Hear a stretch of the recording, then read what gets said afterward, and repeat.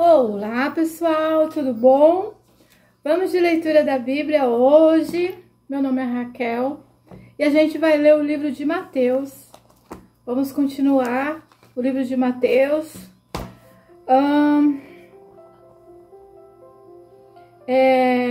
A última Santa Ceia a gente já leu. Predileta, negação de Pedro. Vamos ler que Pedro vai negar Jesus. Então vamos lá, Mateus 26, versículo 31. Então Jesus disse: todos vós esta noite vos escandalizeis de mim, pois está escrito: ferirei o pastor das ovelhas do rebanho, e elas se dispersarão. Todavia, depois que eu ressuscitarei, irei adiante de vós para a Galileia. Mas Pedro, respondendo, disse-lhe: ainda que todos se escandalizem de ti, eu nunca me escandalizarei.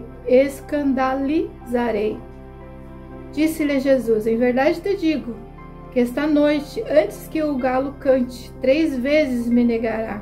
Respondeu-lhe Pedro: ainda que me seja necessário morrer contigo, de modo algum te negarei. Eu mesmo disse todos os discípulos. Então, na visão de Pedro, era impossível ele negar Jesus. É porque ele não achou que talvez o jeito que Pedro pensou que seria, né? Não, na verdade, acho que os discípulos nunca aceitaram a morte de Jesus. Naquela época eles não acreditavam. Jesus falava, preparava eles para que ele ia ser morto, né? Que Jesus ia morrer na cruz. Mas eles meio que estavam anestesiados, meio que eles não acreditavam. Ou mesmo, sabe quando a gente ama uma pessoa e a gente acha que ela vai viver para sempre? É mais ou menos isso. E Pedro, Jesus foi para a cruz e todo mundo se dispensou. Todo mundo ficava escandalizado também, porque Jesus pareceu tão frágil, né? Para Jesus foi pego pelos inimigos, foi destruído, foi envergonhado. Então deixou todo mundo meio perdido. E aí quando perguntaram para Pedro o que sobre Jesus, perguntou para ele: você é o discípulo de Jesus? Ele disse: não sou. E isso aconteceu várias vezes. Ele tentava passar despercebido, mas o pessoal: você não é um dos discípulos? Ele: não sou.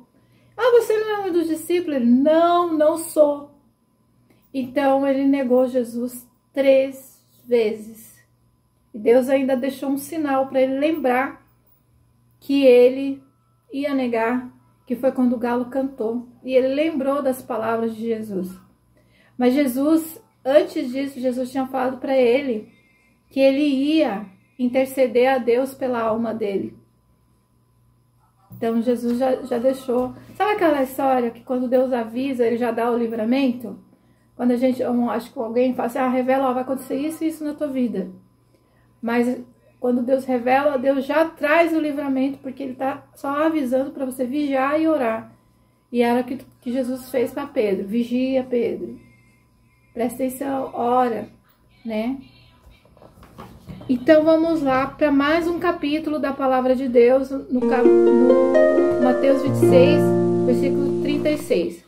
O jardim do Getsemane.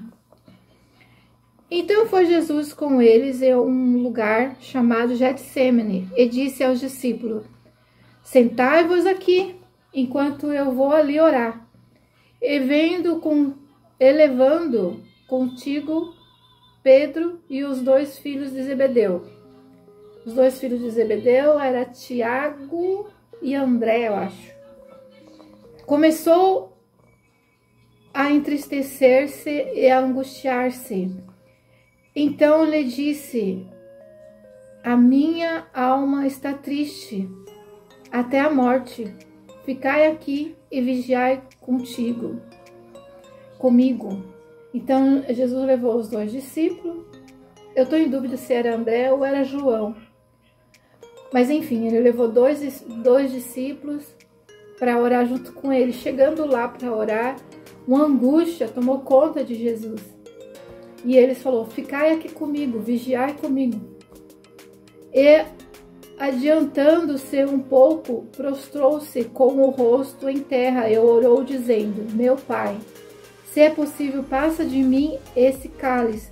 Todavia não seja como eu quero, mas como tu queres. Então Jesus estava muito angustiado. Jesus falou, né, que ele não queria passar por aquilo, e se fosse possível que Deus passasse aquilo. Mas ele falou assim: mas por favor, faça a tua vontade, o que você quiser. Voltando para os discípulos, achou-os dormindo e disse a Pedro. Então os dois, né, Jesus e os dois discípulos, voltaram para o local onde eles se afastaram. Jesus retornou e encontrou Pedro e os outros discípulos dormindo. Assim, nem uma hora podeis vigiar comigo. Quer dizer, então, que Jesus ficou orando uma hora, né? Porque eles não puderam ficar ali orando nem por uma hora. Vigiai e orai para que não entreis em tentação. O espírito, na verdade, está pronto, mas a carne é fraca.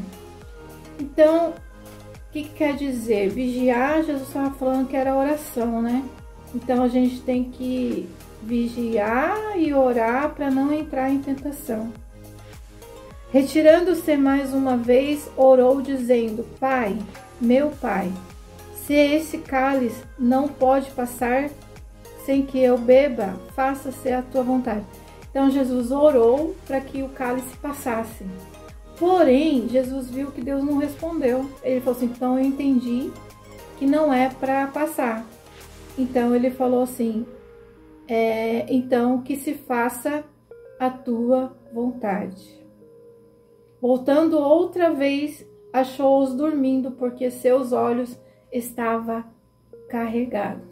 Então Jesus voltou mais uma vez e eles estavam dormindo, porque eles estavam com muito sono.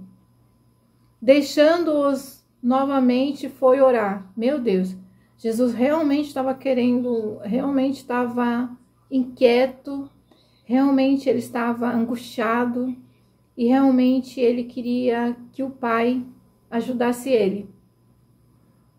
Ele foi pela terceira vez orar, repetindo as mesmas palavras. Então voltou para os discípulos e disse-lhe: dormi agora e descansai. Eis que é chegada a hora e o Filho do Homem está sendo entregue nas mãos dos pecadores.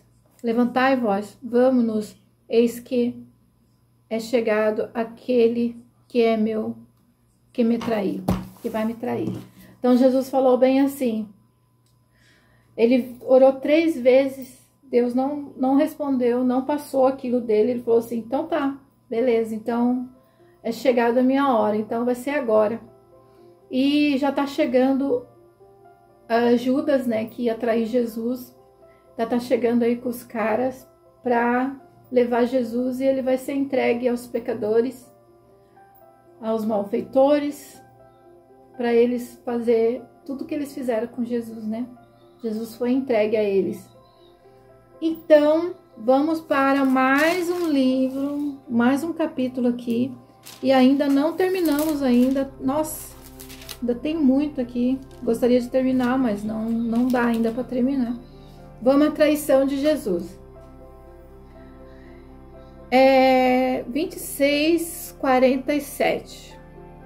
A traição e a prisão de Jesus. Estando ele ainda a falar, eis que veio Judas com os 12, e com ele grande multidão com espada e varapaus, vinda da parte dos principais sacerdotes, dos anciões. Que vergonha!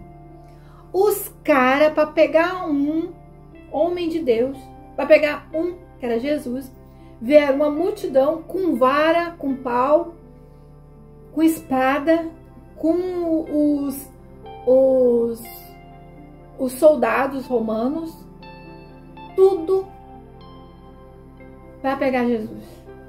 E veio tudo. E Pedro e Judas veio trazendo esse pessoal. Agora veio com sangue no olho, né? Para pegar Jesus. Ainda junto com os sacerdotes, os principais anciões do povo. Ora, o que o traía lhe havia dado um sinal, dizendo: aquele que eu beijar, esse é o prender. Olha, eles não conheciam Jesus. Eles não conheciam Jesus. Tanto é que eles falavam assim, ó, aquele que a gente beijar, esse é Jesus. Então eles ouviam falar de Jesus, ouviam falar dos milagres. Eles ouviam o que os sacerdotes falavam para eles. Então pode ver que os sacerdotes fizeram a cabeça desses soldados, desses homens, porque eles nem conheciam Jesus, eles nem sabiam quem era Jesus. Mas Pedro falou: aquele que eu beijar, esse é Jesus. Jesus, porém, lhe disse: amigo, Jesus chamou ele de amigo, a que viestes? Nisto, aproximando-se ele, lançaram mão de Jesus e o prenderam. E eis que um dos que estava com Jesus, estendendo a mão, puxou a espada e o feriu o servo do sumo sacerdote. Cortou-lhe uma orelha. Então, um dos discípulos tirou a espada e cortou a orelha de um dos sacerdotes. Então Jesus lhe disse: mete a tua espada no seu lugar, porque todos os que lançarem mão da espada, a espada morrerão. Ou pensas tu que eu não poderia rogar ao meu Pai, que ele não me mandaria agora mesmo mais do que 12 legiões de anjos? Como, pois, se cumpriria as escrituras que dizem que assim convém que aconteça? Então, Jesus falou, né? Olha, guarda a sua espada.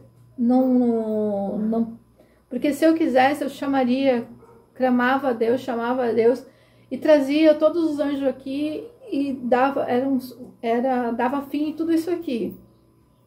Mas eu já orei, já pedi para Deus, e Deus falou que essa é a vontade dele. Então, é assim que tem que acontecer.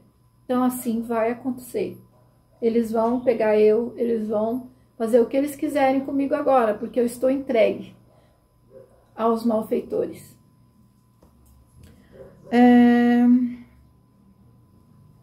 Como, pois, se cumpriu as escrituras que dizem que assim convém que aconteça?